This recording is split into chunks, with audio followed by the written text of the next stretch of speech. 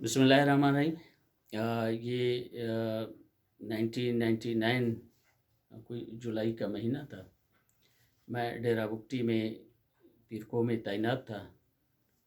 मैं डेरा बुगटी से सिब्बी और सिब्बी से डेरा बुगटी अक्सर अपने फैमिली के साथ आता जाता था, और मेरी आदत थी कि मैं डेरा बुगटी से सुबह अर्ली 4 बजे निकलता था, जबकि सिब्बी से रात को 10 बजे खाना वाना खा के फैमिली के साथ।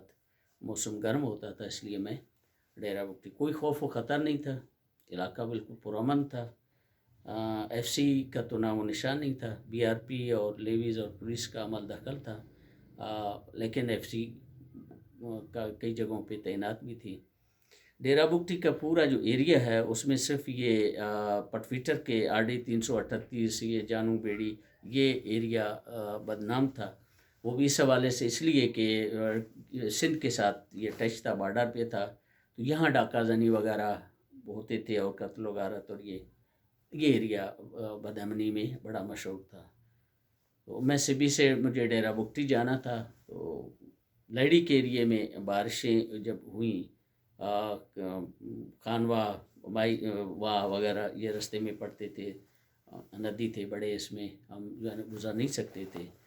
तो अक्सर वैसे हमारा रास्ता यही था, संसीला वाला। बिल्कुल डेरा बुगटी से सिब्बी मैं 2 सवा 2 घंटे में पहुंचता था।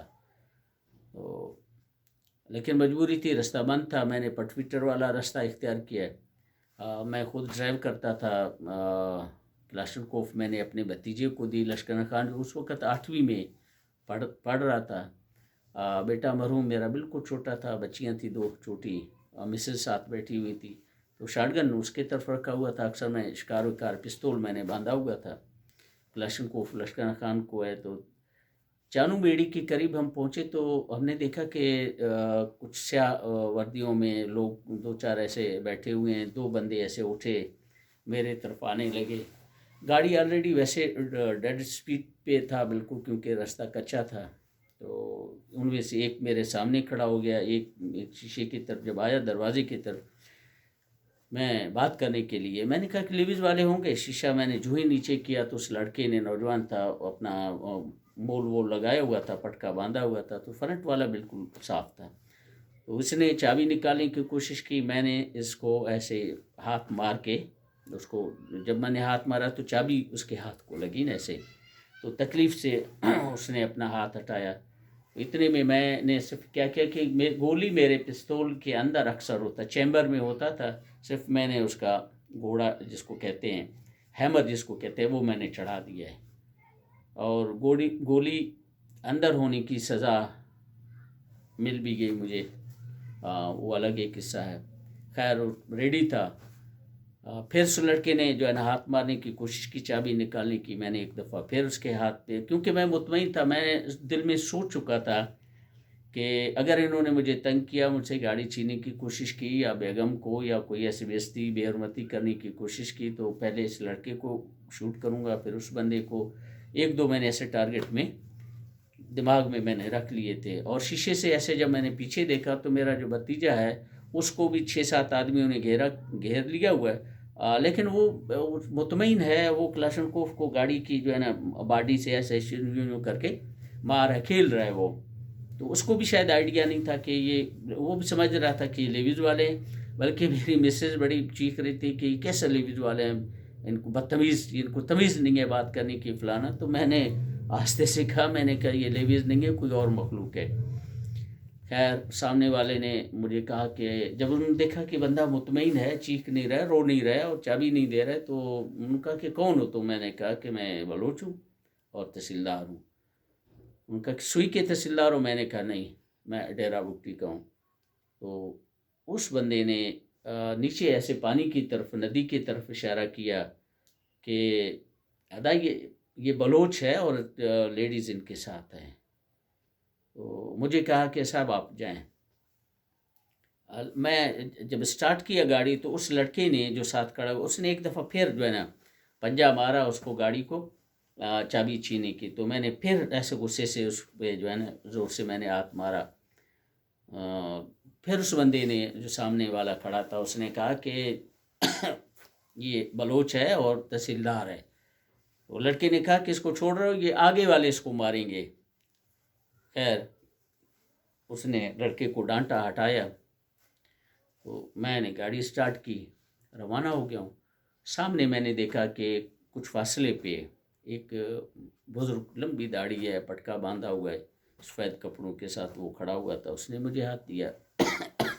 मैंने गाड़ी रोकी। उसने आकर मुझे कहा कि साहब मैं जो है ना बूढ़ा आदमी हूँ, सुई से पहले ज़रा इस मैदान में जब आप इस पटवीचर से उतरेंगे तो वहाँ मेरा घर है और मैं रोज़े से हूँ उस वक़्त।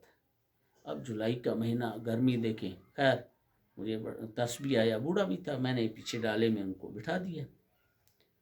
जब वो नीचे उतरे अपनी जगह पे आकर, तो मैंने उनसे पूछा, मैंने कहा कि चाचा आप बताएं कि ये लोग कौन थे। तो उसने कहा कि बताने से बेहतर है कि आप अपने पिस्तौल से मुझे गोली मार दें। अगर मैंने बता दिया तो ज़ाहिर है वो मुझे मारेंगे।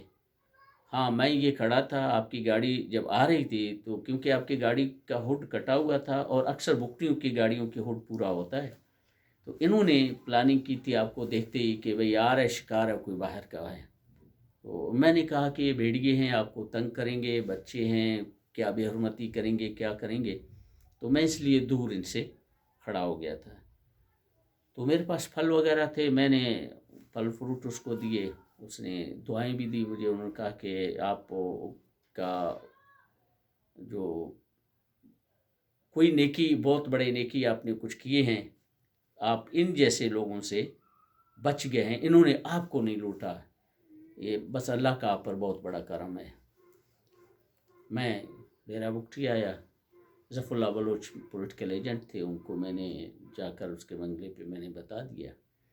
उन्होंने नवाब बख्शी से बात की, तो इन्होंने फोर्स तैयार करने की कोशिश की कि इन पर रेड करेंगे, एपीसी वगैरह उठाएंगे। तो मैंने ज़फ़रुल्लाह साहब को कहा, मैंने कहा सर बात सुने। उन्होंने गलतफहमी में मुझे रोका और लेकिन जब उन्होंने देखा, पहचान लिया, तो मुझे इज़्ज़त से उन्होंने छोड़ दिया है। अब मेरा दिल नहीं करता कि मैं उन पर कोई रेड करूं, मैं उन पर कोई वो मुझे क्या समझेंगे कि कैसा बेगैरत बलोच था। हमने तो बलोच समझकर छोड़ दिया और उसने हम पर फोर्स भेजा है। तो खैर से फिर दोबारा नवाब साहब से बात की। नवाब बख्ती ने कहा कि किसको रही है, जैसे मर्जी है, उसके साथ वो क्या हुआ, वो अगर छोड़ना चाहते हैं। तो ये वकूआ हुआ।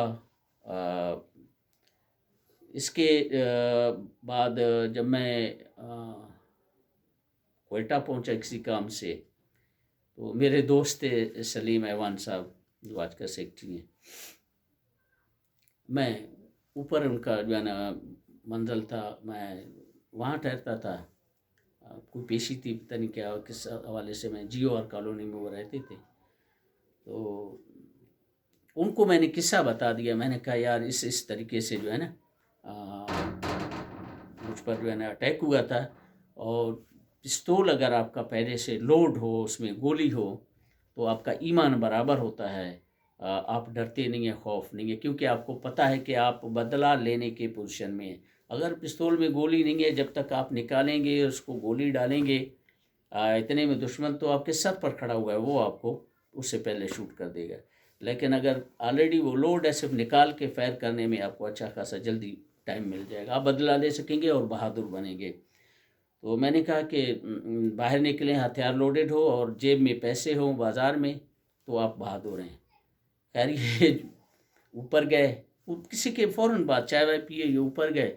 ऊपर जब गए तो 5 मिनट के बाद देखा डज हो गया ना। अल्लाह भाई, हम परेशान हो गए।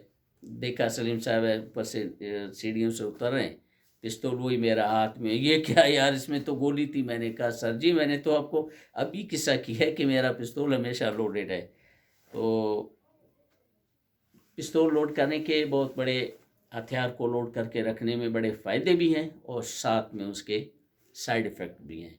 तो कोशिश करें, अगर आप किसी ख़तरनाक एरिए में जा रहे हैं, तो अपना बड़े लंबे हथियार से बेहतर है कि छोटी हथियार आपके गाड़ी में हो। बड़ा हथियार आपको कोई काम नहीं देगा।